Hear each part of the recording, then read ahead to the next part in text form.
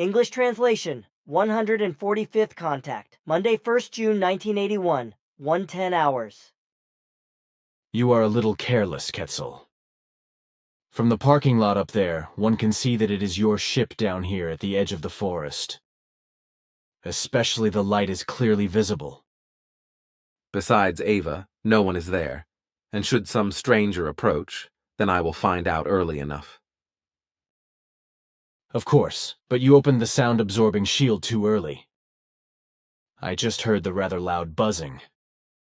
It did not penetrate very far, but for what reason did you call me?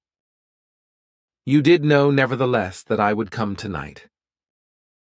Oh no. I thought that you had forgotten me because I was of the view that you were going to call me to yourself last Monday. You are mistaken. Then it is fine. I thought that something had already happened in a negative sense again. Since our last meeting, I have gotten to know all kinds of things that were rather unpleasant, despite the joy I also had on the other hand. You speak of Miriam and Anatole. Exactly. So far, we only ever talked about that, so to speak, to the exclusion of the general public because these concerns should not have become known at an earlier time. But now, this leads to the fact that the group members are not oriented over it.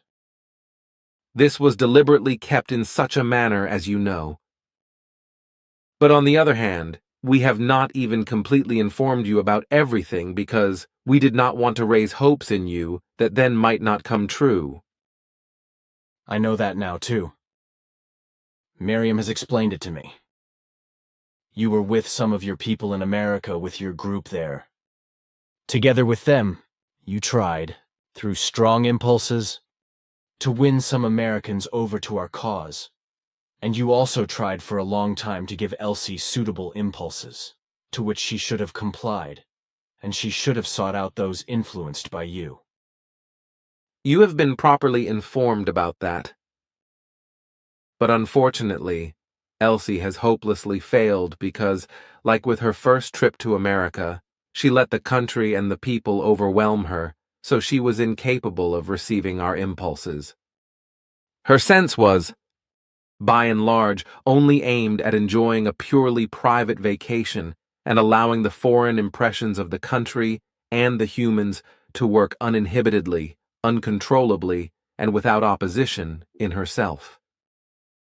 Like with her first trip, it led to the fact that she lived there in a completely unobjective manner and ignored her given task and did not fulfill it. On the contrary, she destroyed a lot and made it impossible to deliver an amount of $68,000 to you, which various people were willing to hand over to her if she had fulfilled her mission faithfully to the instructions. In her lust for power, willfulness, stubbornness, self-glorification, obstinacy, and dogmatism, she even caused a dispute with significant persons, whereby she, as always, unreasonably and stubbornly blamed the defects of the other party and wanted herself to be without fault, as she has driven this to the extreme for a long time in an increased measure compared with the group members. She also functions extremely destructively in your group thereby, so it seems urgent that she be excluded from the internal group for the time being, as Miriam told you this on our behalf. That is a damn hard course, Quetzal. I think that there is still another way, namely that she will be warned one last time, in writing, because she is always inclined to dispute anything that was explained to her or that was otherwise discussed. She always goes so far with it that disputes arise from it, because she always strictly remains stubborn in her denying assertions until a dispute arises. She is just as stubborn with this as with her not wanting to admit her own mistakes, which she always pushes into the shoes of others with precision-like determination. Now the group itself, after the recent broach of Elsie in America, is united over the fact that, first of all, a very last and written warning should be given to her. If she, nevertheless, does not follow this, then she should be excluded from the core group for 2 years, but with the stipulation that she still has to fulfill her core group obligations. If even this does not bring about the necessary change in her, only then would we exclude her completely from the core group. What do you think about this? A good solution, and it corresponds more closely to the needs of your group than our proposal of an immediate exclusion. I think so, too, but now to Anatole and Miriam, and I would like to repeat some things, even for the better understanding of those who will later read our conversation. Anatole is a man who was used by a group of extraterrestrials as a contact person to pursue a very specific educational work on Earth. He stands, or rather, stood, in contact with humans of that group, who are under the leadership of a certain Ashtar Sharon. These Ashtar Sharon people previously worked together with the Giza intelligences and were, therefore, expelled by the Pleiadians from the planet Earth and were deported. For the exact data on this, one would have to go to our earlier contact report C, Volume 1, 36th contact on Monday, 20.10. 1975, PMR 460 and the following and 38th contact on Thursday, 13th.11. 1975, PMR 488 and the following and Volume 2, 44th contact on Monday, 16.2. 1976, PMR 81 and the following, to find these because I know that these things were discussed between you and me officially. Over the last decades, however, Ashtar Sharan and his people have obviously changed to the positive and to the truthly truth in such a form that they were allowed to remain active on the Earth practically in a reparation process or in a reparation mission, whereby the Pleiadians have made several of their own older ships available to them. Thus, people of the Ashtar Sharan group already came to the Earth again a long time ago, recently searched for contact here, and worked or work for a certain truth mission, which consists, among other things, of confirming your existence and my mission. Miriam, however, a young girl who is not quite 17 years old, is one of those telepathic contact persons of you Pleiadians, about whom you have told me on occasion. The girl knows Anatole personally, and is also extremely powerfully established in spiritual telepathy and in various other forces, which she should use for the purpose of our whole mission. In the next to last week of May, she called me, and I could ascertain her tremendous strength of spiritual telepathy. Then, through her, I also found out the closer relationships of her and your teamwork, and the unpleasant facts about Elsie in America. But she also spoke of Anatole, who, according to her information, began his public educational work at about the same time when she made contact with me. Your remarks are correct. Good, but then, there is still the problem of the foreign mission reception. For my part, I think that this project is impossible because with humans like Elsie, one cannot conduct such ventures. Also, we have people in our group for whom such work is in no wise appropriate. We cannot use such non-diligent people for such an undertaking, as well as not roughnecks and querulous ones. Just one such person in a project like this would let everything collapse within days, or cost the assets of all.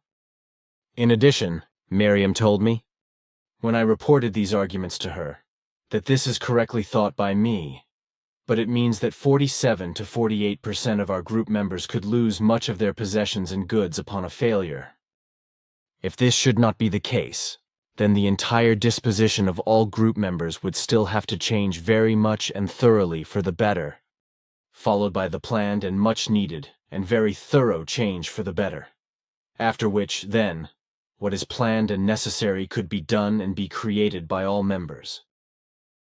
Only then could the once intended percentage be raised again or be increased at least to a large percentage of volume. That is of correctness, and the individual group members should think about that thoroughly. Regarding the negative machinations against you, especially the ones coming from the brothers H and K, we have already been striving for relief for weeks. Besides, Miriam is also in our working organization, so you do not need to worry too much about these intrigues. The dangers have already been flattened in this respect, but otherwise, a renewed threat has appeared. According to our calculations, attacks on your life will threaten you again, so once again, you should exercise more caution. Okay, I realize that. Only have no fear. What I otherwise still wanted to say, it is now certain that the Americans want to make a great film about us and our mission. In addition, I can no longer volunteer after the recent conflicts of Elsie. I cannot accept responsibility for the fact that various group members simply make dear and nice words and faces for the film, and that this will be shown to millions of people in cinemas and on television, while after that, when many of these humans come to us at the center, they must see and experience that everything was just a sham and an act, namely that the promised love, cognition, and the living in accordance with the laws and recommendations, etc., are neither complied with nor exercised by various group members, but that it was just an act for the film. That is a very logical argument, but a solution should be found nevertheless. Such a film offers a unique opportunity which should absolutely be seized, and which will not appear a second time so quickly. On the other hand, time presses very much because the events slowly start to increase. You should consider this matter again, but I will not make any rules for you because I understand the reasons and your sincerity. But mainly, your foremost decision rests in the impossible conduct and behavior of Elsie and in her failings. Would it not be possible for you to exclude her from the film? It has proven itself over time that you can talk more rationally with the other group members, after which a renewed expostulation of the facts and of the necessary change for the positive could now, at last, bring about the long-awaited and already long-overdue success. You definitely have to explain to the fallible ones all the necessary practices again. Linguistic expressions, necessities of learning, living together, etc. Except Elsie, all group members have truthfully made very great progress, according to which a further exposition and explanation of all facts should now actually produce the change. You think that Elsie could be excluded from the film so easily? It lies in your and the group's discretion, and it would be the only solution. Besides, it may be an engaging lesson for her, in terms of her misconduct and failure to observe the mission. At the same time, it should also be made clear to her that other missions to be executed can no longer be given to her in the future and must be transferred, in any case, to the other group members.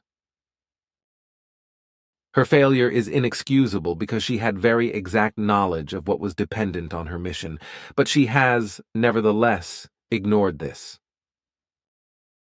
I will think about it. Only after that will I submit this proposal to the group. If I decide on this, it is still questionable whether Elsie will change her attitude and break her querulous head. I know only too well how opinionated, bossy, selfish, stubborn, and shifting of her own fault she is, and how she never wants to admit her own mistakes. As she did with Ta, who once reproached her, she will also say about you some other time that you are unfair and see everything in the wrong manner. Just because she always shifts all the blame onto others and believes that she can cover up her own mistakes by this. Then, besides this, she can become rather abusive. That is well known to me. Consider everything thoroughly, and if you should come to a positive result, then I would be happy to organize everything again, in terms of the tasks in the center, etc. However, this would require that every single group member observes his or her duties. It would also be the last such effort on my part.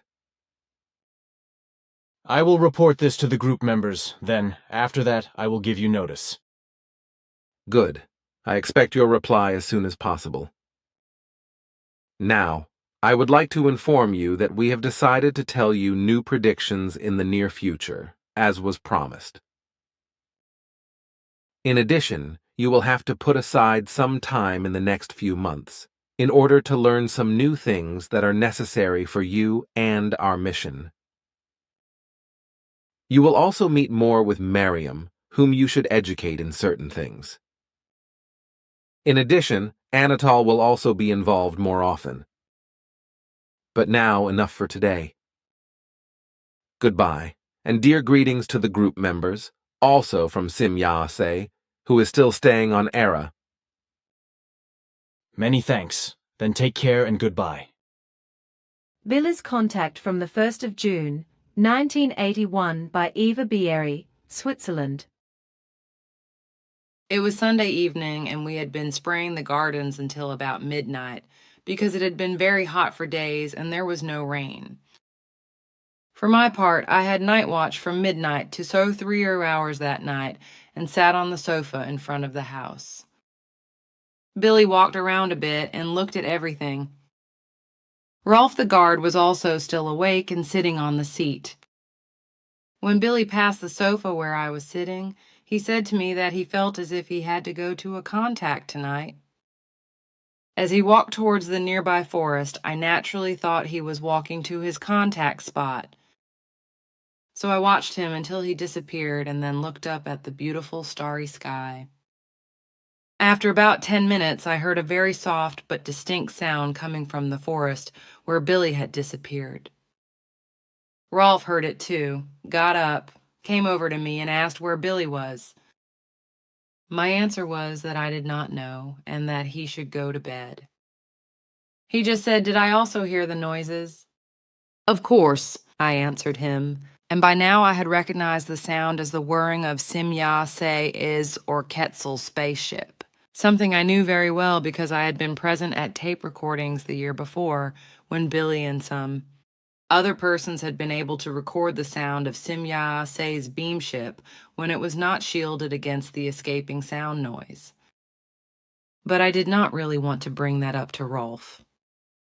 So he went into the house, and I thought he had actually gone to bed. But I was wrong, because after another 20 minutes, Billy came back and asked me who had gone along the little path in the Surwees, because he had seen someone when he was sitting at the edge of the forest. Of course, that could only have been Rolf, who had gone out the back door to see what had sounded so suspicious. So contact had not yet been made. Instead, Billy woke up his wife, Poppy. She had to continue the vigil because I now had to take Billy to the contact site by car.